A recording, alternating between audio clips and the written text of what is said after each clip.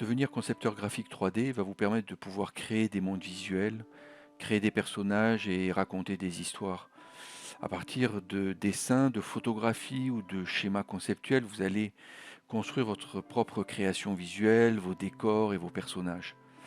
Pas besoin d'avoir une technique de dessin sophistiquée, mais plutôt une approche de la composition des formes, de la couleur et de la lumière d'une image, avec aussi par exemple des connaissances sur la morphologie, le comportement de personnages, qui vont vous permettre de pouvoir créer totalement donc des scènes 3D complètes que vous allez réaliser avec des logiciels sophistiqués comme Maya ou Genie ou autre type de logiciel. Vous pourrez dessiner, faire des croquis ou des maquettes de présentation de vos futures créations et bien entendu avec de bonnes compétences en analyse d'image, conceptualiser graphiquement vos idées pour les réaliser ensuite avec les outils techniques de la 3D. Il faudra apprendre à communiquer avec l'image en mettant en place des dispositifs de lecture de ces images afin de mieux capter l'attention du spectateur. Apprendre à composer des images, mettre en place des décors 3D et réaliser des personnages va permettre de se spécialiser ensuite dans un des domaines de la 3D. Pour devenir un concepteur graphique 3D temps réel, de manière générale, ou plus vers le jeu vidéo, il faut acquérir de bonnes compétences équilibrées entre technique et créativité, entre création de visuels et interactivité programmée. Il y a même certains métiers comme game designer qui demandent d'avoir une culture générale très large, au-delà de l'image, pouvant aller de l'archéologie à la sociologie. Et d'autres métiers au secteur de la 3D temps réel qui demanderont d'avoir des compétences de programmation nodale assez développées. En animation 3D, le concepteur graphique va donner vie à des personnages pour leur donner des attitudes, leur faire réaliser différentes actions et jouer la comédie.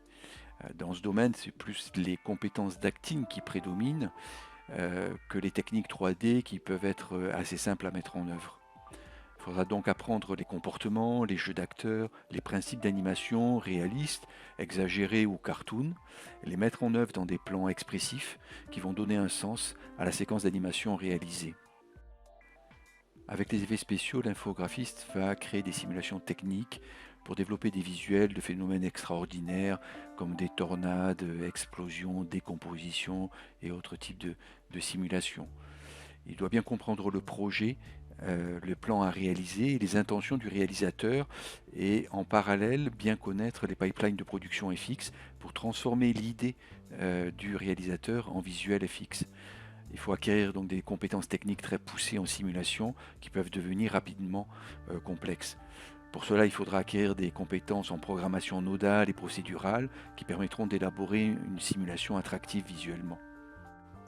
Dans les VFX Compositing Trucage, le concepteur graphique 3D va agencer et composer les différents visuels réels et virtuels, pour construire des séquences vraisemblables. Il est nécessaire d'acquérir les compétences dans la composition des formes, de la lumière et des couleurs de l'image pour bien assembler les différentes parties de ces images réelles et virtuelles qui vont composer les plans à réaliser.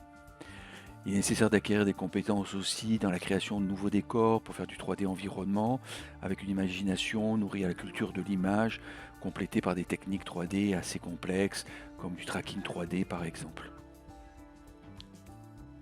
À travers ces différentes spécialités de la 3D, nous voyons que les compétences à acquérir sont en équilibre entre de la technicité numérique et de la création visuelle, et qu'il est nécessaire, quelle que soit la spécialité 3D choisie, d'apprendre à réaliser des pipelines de production qui sont souvent très complets et parfois complexes.